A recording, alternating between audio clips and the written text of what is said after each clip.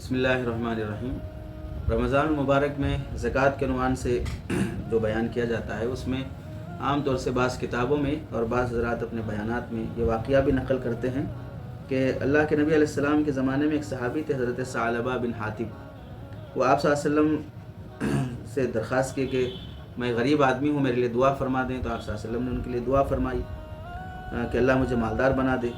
تو آپ صلی اللہ علیہ وسلم کی دعا قبول ہوئی۔ حضرت ثعلبہ رضی اللہ تعالیٰ عنہ بہت زیادہ مالدار بن گئے، بکریاں کافی تعداد میں ہو گئی۔ مدینے کے باہر وہ چلے گئے بکریاں وغیرہ رکھنے کے لیے، تو آہستہ آہستہ جماعت کی نماز سے دور ہو گئے، پھر ہوتے ہوتے جمعہ کی نماز سے دور ہو گئے، پھر اتنے زیادہ مالدار ہو گئے کہ مال کے نشے میں وہ چور ہو کر اسلامی احکامات کو بھی چھوڑ دیا۔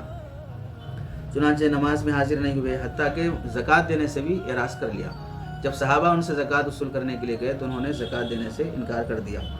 پھر اس کے بعد کافی دنوں کے بعد احساس ہوا کہ مجھ سے غلطی ہوئی، تو حضور صلی اللہ علیہ وسلم کی خدمت میں زکوٰۃ کا مال پیش کرنے کے لیے آئے، تو آپ صلی اللہ علیہ وسلم نے قبول کرنے سے انکار کر دیا۔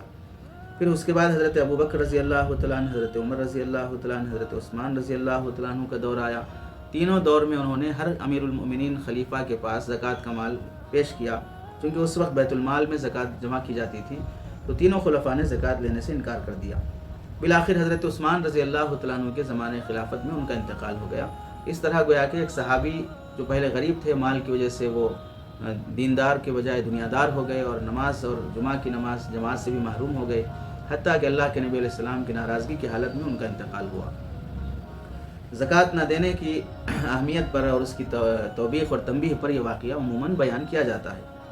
واضح رہے کہ یہ واقعہ من گھڑت ہے، جھوٹا ہے، نبی کریم صلی اللہ علیہ وسلم یا صحابی کی طرف منسوب کر کے بیان کرنا جائز نہیں ہے۔ کیوں؟ حافظ ابن حزم رحمۃ اللہ علیہ نے اس روایت کے متعلق کہا ہے لا یصح، اور کہیں فرمایا باطل، یہ اس روایت صحیح نہیں ہے، بالکل من گھڑت اور باطل ہے۔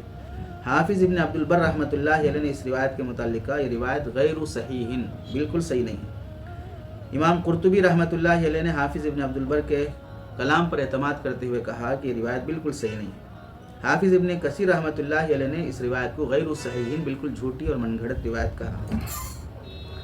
حافظ ذہبی رحمۃ اللہ علیہ نے اس روایت کو منکرن یعنی بالکل بے حیثیت روایت ہے، اس کی کوئی سند وغیرہ معتبر نہیں ہے۔ حافظ ابن حجر اسقلانی اور حافظ سقاوی رحمۃ اللہ علیہ نے اس سند کو بہت شدید ضعیف، حد درجے ضعیف، جسے بیان نہیں کیا جا سکتا۔ شیخ عبد الفتاح ابو غدہ رحمۃ اللہ علیہ فرماتے ہیں یہ قصہ تعلف مریض ہے، یعنی کسی ایسے ہی بیمار شخص کے گھڑے ہوئے کا قصہ ہے، یہ اسے نبی کریم صلی اللہ علیہ وسلم کی طرف منسوب کر کے بیان کرنا درست نہیں ہے، جائز نہیں ہے۔ یہ تو ان حضرات کی تفصیل ہو گئی کہ جسے بیان کرنا درست نہیں ہے، محدثین نے اپنی سند کے لحاظ سے اسے واضح طور پر من گھڑت قرار دے دیا۔ اب اگر کسی مولانا کی کتاب میں، کسی بڑے عالم دین کی کتاب میں یہ واقعہ لکھا ہوا ہو تو ظاہر سی بات ہے وہ حضرات بھی عربی کتابوں سے ہی دیکھ کر واقعات نقل کرتے ہیں۔ عام طور سے سند دیکھنے کی توفیق نہیں ملتی ہے یا توجہ نہیں جاتی ہے، اس کی وجہ سے ان علماء کی کتابوں میں واقعہ موجود ہونے کی وجہ سے ان علماء کی شان میں گستاخی کرنا یا بدتمیزی کرنا یا انہیں جاہل قرار دینا یا ان کی کتابوں کو بالکل غیر معتبر قرار دینا یہ درست نہیں ہے، یہ بالکل گھٹیا اور بد اخلاقی والا عمل ہے۔ دوسری بات اس میں یہ بھی ہے کہ کیا کسی صحابی رسول سے ایسی بات ہو سکتی ہے کہ وہ صحابی ہوتے ہوئے زکوٰۃ دینے سے انکار کرتے ہیں؟ کیا کسی صحابی رسول سے بات ہو سکتی ہے کہ وہ جماعت کی نماز سے منہ موڑ لیں، بلکہ جمعہ کی نماز سے بھی منہ موڑ لیں، جبکہ نبی کریم صلی اللہ علیہ وسلم کے زمانے میں منافقین بھی جماعت کی نماز چھوڑنے سے ڈرا کرتے تھے؟ کیا ایسا ہو سکتا ہے؟ اور کیا کوئی صحابی زکوٰۃ دینے سے انکار کر سکتا ہے؟ بالکل یہ صحابی کی شان میں بھی بہت بڑی گستاخی والی حرکت ہے۔